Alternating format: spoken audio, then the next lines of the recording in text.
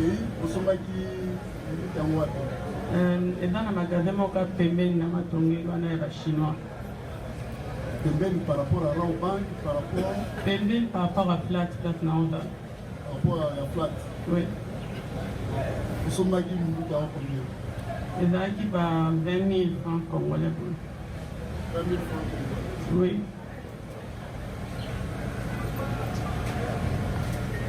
C'est pour au sommet de la guerre mondiale. Namu naibaki par rapport ilo ile na yako singa edge na yaki vous allez bana butu ya mkoloni ya mercredi butu ya mercredi oui siko sombeli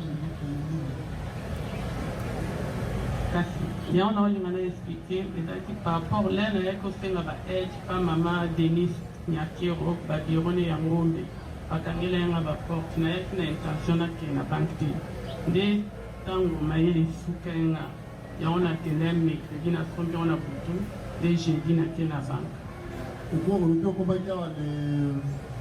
les 12 oui après quand on commence les 12 les 13 les 14 la flat kolala na flat kobima na zaki na ngela na bandokele na Gombe pa ba secrétaire ya mama Denis Nyakiro wana côté ni na Gombe côté ni Gombe za mbele ngai nayebi ma Kongote nayebi Kongote dans mon longue Allemagne oui c'est objectif na ezalaki mpona kende na biro mama Denis Nyakiro na single stage atunganga bosolola na ye avant non nayaki kaka mpona tenter chance oyebani na ye te namona ye kaka na TV kaka na TV oui nde olobino naya Congo mpona kutana na mama Denise oui siko bokutanaki non bafongola yanga porte te bakotisa yanga te bayebisaki oni kokota te oza rendez-vous te po okoma okutana na ye kozala rendez-vous oui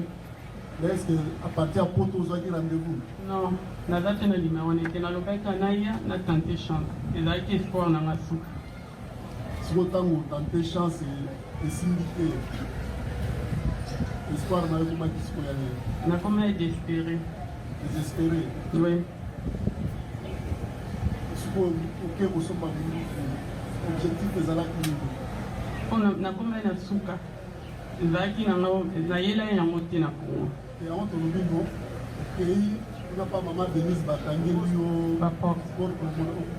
okota te ntango osombi ide ya kosomba minute euti wapi mpo nakoma na suka natali bana nanga natiki na Allemagne 4 nabokola bango nga moko